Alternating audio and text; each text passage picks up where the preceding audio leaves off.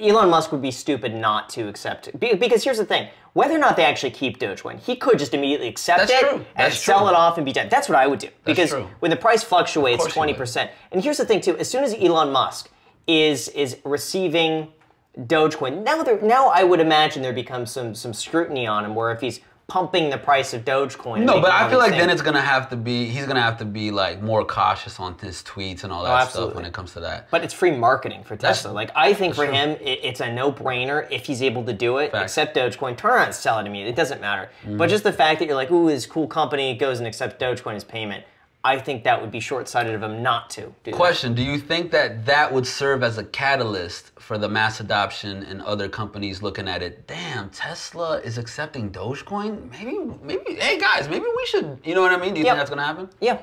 I think it heightens the chances of that happening, and I think from there, right now it's marketing. I mean, no one's doing this because it's like, oh, we want to collect Dogecoin. They're doing it because, guess what? They get exposure. People think it's kind of funny. They get the joke. But that ultimately adds value to Dogecoin.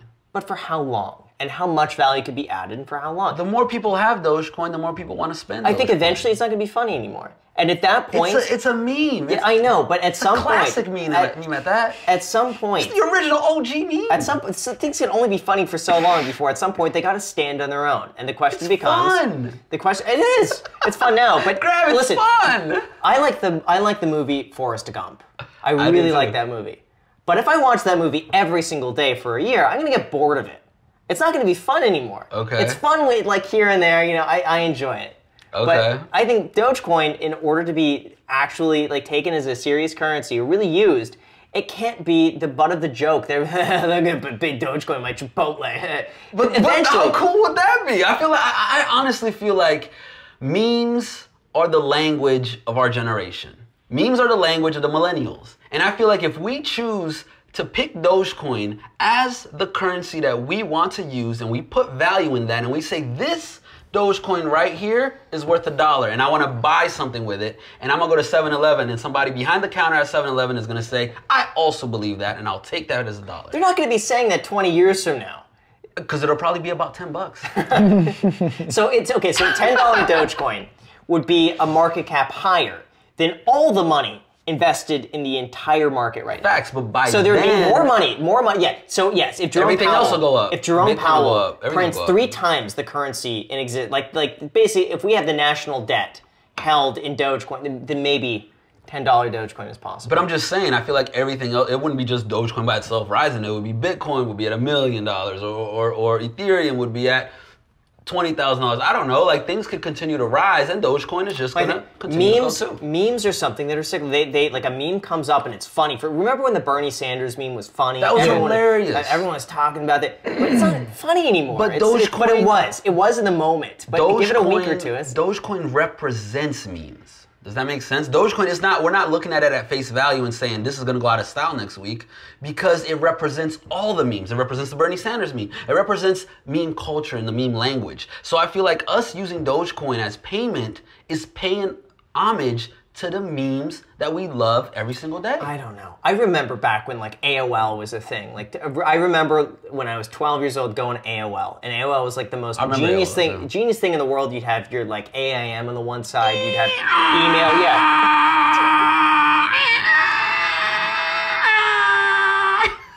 You remember that? You gotta finish. Like you gotta finish.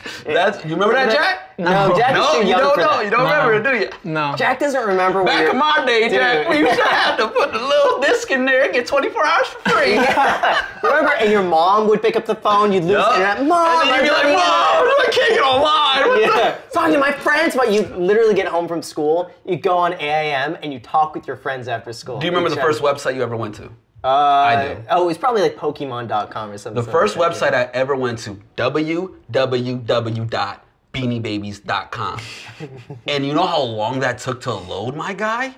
You stare at the screen and it's like, shoot, shoot. Yeah, I hate. You would come back. Like it wouldn't just pop up. Yeah. It would like roll it out. It was almost it started at the top of the page and then yeah. You had to wait like a minute or two for the whole page to load.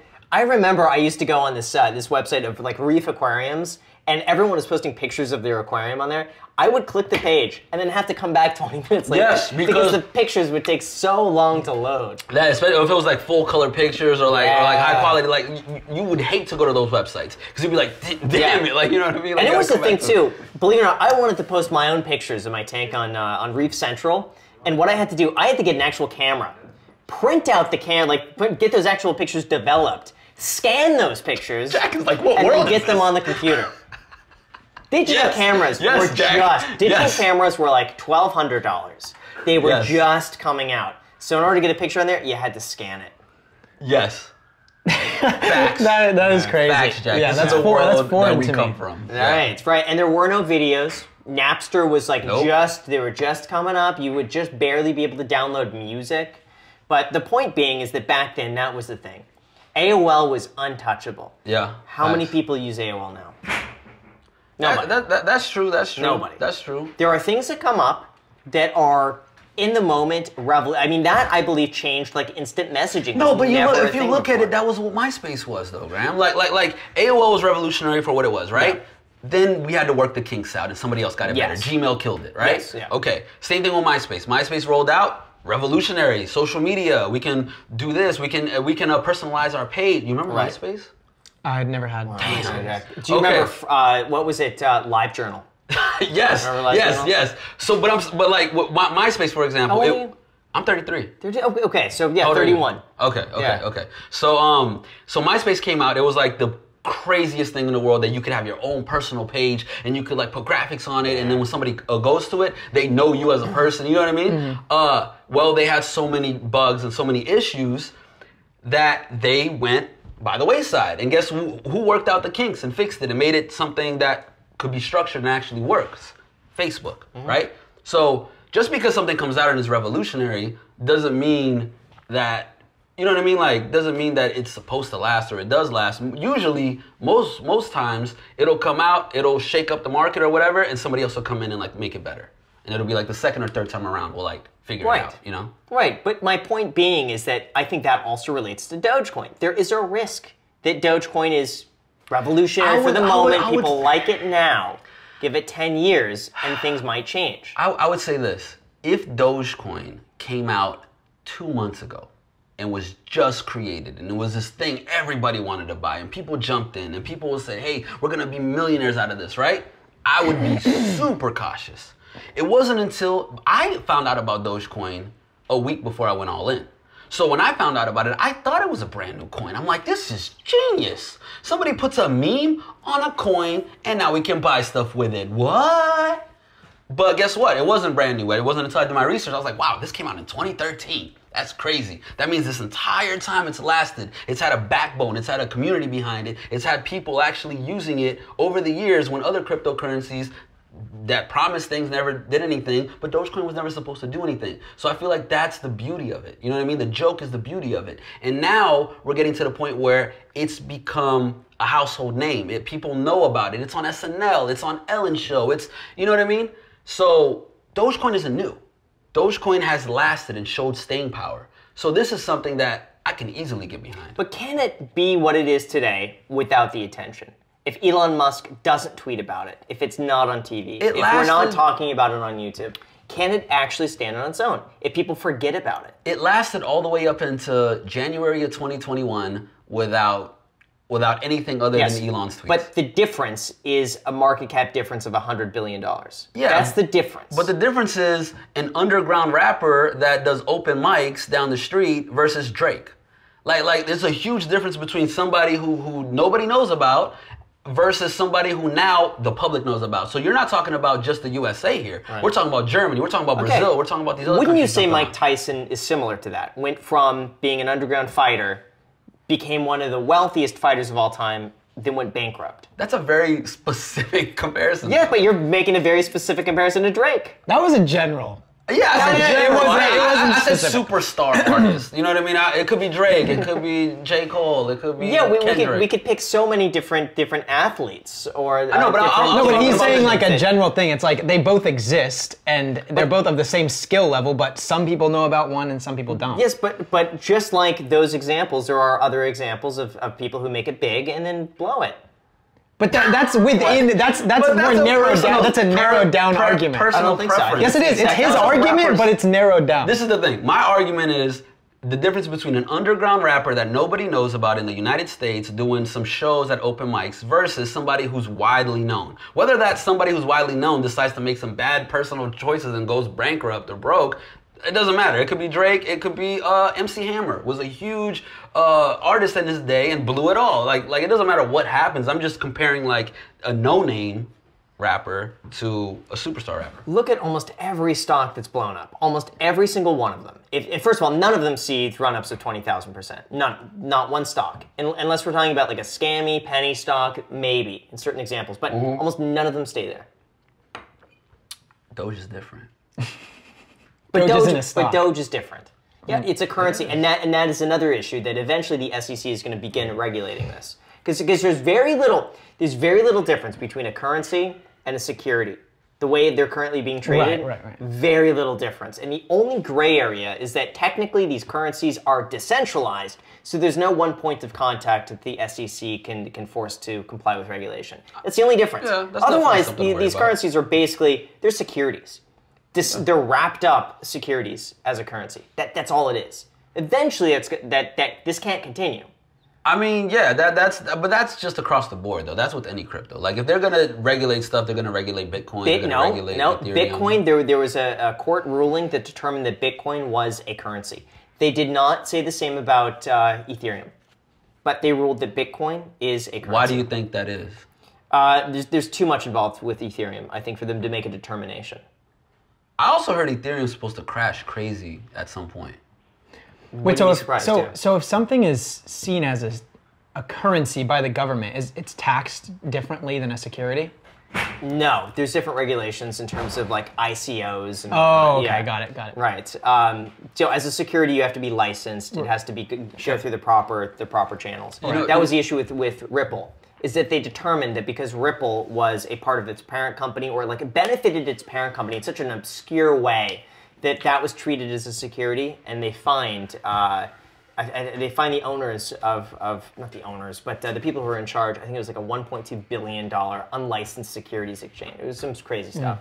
Another thing that I talked to with Meet Kevin a little bit was he asked me why Dogecoin specifically. Well, there's other meme coins, there's other coins that you can use like to buy and sell things with. Why Dogecoin specifically, right?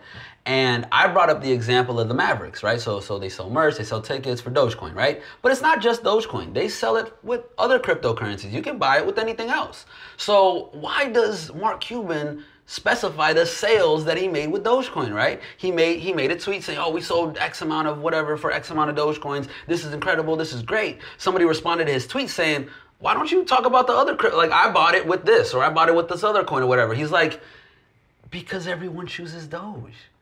Everyone chooses to use Doge. All the other cryptocurrencies are also available that you can use to buy merch and tickets, but they don't get used as often. I'll tell you, because the YouTube algorithm's not promoting those other coins. Everyone only cares about Doge because it's marketing. Cuban's a great marketer. He's on Shark Tank. He's a good marketer. And he acknowledges that if he That's delicious, by the way. Yeah, thank you. Really good, Graham. Like 20 cents goes a long way. Mark Cuban is a good marketer, but that's why he's taking Dogecoin. Okay. It's exposure. I don't think he cares about Dogecoin at all. You don't think so? No. Why would he buy it for his kids? It's fun. It teaches him about investing. What did you say it was? It's fun. Yes, it's fun. There we go. He admitted it. But he also had his kid buy GameStop during the whole run of the whole saga. That's different. Yeah, that's different. Oh, but that's different. So GameStop running from like $3 to $400, that's different than Dogecoin running up way more, 10 times more than that. Yeah. Hedge funds were bleeding. You had these super billionaire people losing money every time the little guy made money, right? Mm. So they had it in their best interest to stop that at all costs, even going as far as to doing something illegal by disabling the buy button on Robinhood. Guess what? Dogecoin doesn't have hedge funds. Dogecoin doesn't really have somebody losing money when we make money. They do. There's no... Who? The person who's buying as you're selling. No, I'm talking about hedge funds. I'm talking about multi-billionaires that are they're against shorting. it. That one guy started shorting Dogecoin. You bet there's got to be. Well, maybe that's happening now, but I'm saying like up until this point, Dogecoin has had no limit, no ceiling, and I feel like the more people get together, the more people come together as a community and decide to hold and decide to buy and hold, that we're gonna just strengthen this in numbers and add value to Dogecoin. No, because in order for the price to go up, it's relying on other people buying in at an even higher price. But is it not? Okay, let's talk about that. Isn't it the same way with Amazon? If I buy into Amazon right now, am I paying way more than somebody that bought Amazon 10 years ago? Yeah, but with Amazon, you have a company behind it. They're producing something. They're giving something. They're giving something of service with decades of history behind it. You're comparing has 8 years. I'm just saying it's not brand new. It's not brand new. Right, but Amazon never shot up 20,000% either. The thinking that, like, objectively, I think we can look at Dogecoin at like a penny. And we could all say about a penny, okay, I don't see a problem with this. The problem that I see was it goes from a penny to 70 cents within a month. And all of a sudden, in order to sustain that, it'll require more people to get in. And you're saying there's no losers, but the loser is the person who's buying in at 75, and then it crashes. But that's why I teach people about the dip. And then the first feeling you get of that first dip, everybody has had at some point when they bought in. Yeah. I had it. I bought it in at 4 cents. Do I wish I got it in under a penny like Jack? Yes. Would I have paper handed like a little pansy? No. But that's besides the point. I'm just joking. But honestly, like the way I look at it is, I look at it as the value in Dogecoin is not only getting created by more people buying it and holding. I feel like the value is also in other companies accepting it as payment and so on and so forth. But at the end of the day, that is because more people are buying in and holding. I mean, maybe it's a synergy thing. I don't know, but I feel like at the end of the day, 6 months from now, a year from now, 2 years from now, 3. Like I said, when I decided to buy Dogecoin, this wasn't a quick flip for me. I wasn't like, let me jump in and wait till it jumps up and get some more money. You know what I mean? Like, this is a long-term hold. I'm waiting at least a year, 2, 3, 4, 5. I feel like this is gonna be the future. There's got to be people buying in though. I get that. There's got to be a loser. Just like I want to buy into Tesla today, I'm gonna get it at way higher of a price than 10 years ago. That's gonna be with Dogecoin. You found out about it late, so you're paying a little bit more because you're paying at something that has more value. Don't you think there is a chance this thing goes back to 10 cents, 5 cents, and it stays there, and that becomes the market value? 20 years from now, it's trading at 10 cents. We all know 1 Dogecoin, 1 cent. You could go buy your groceries with it. It becomes the new currency, but it's 10 cents. Don't you think I feel like if you can buy groceries with it and you can buy your haircut with it, it's not going to be a cent. Let's just say 15 cents. Let's just say I 5x'd my money at 15 cents. I'm still doing better than I would buy anything on the stock market. But if you had a chance to sell it today and make way more money, you would have tripled what it would be at 15 cents. And let's just say, what if? Because there's got to be a chance with any investment like this. There's a chance that something happens. No, I consider that. There is a chance. There's a small probability that you're going to break even. No. No. No. Breaking even, no. Maybe 15 cents, but not breaking even.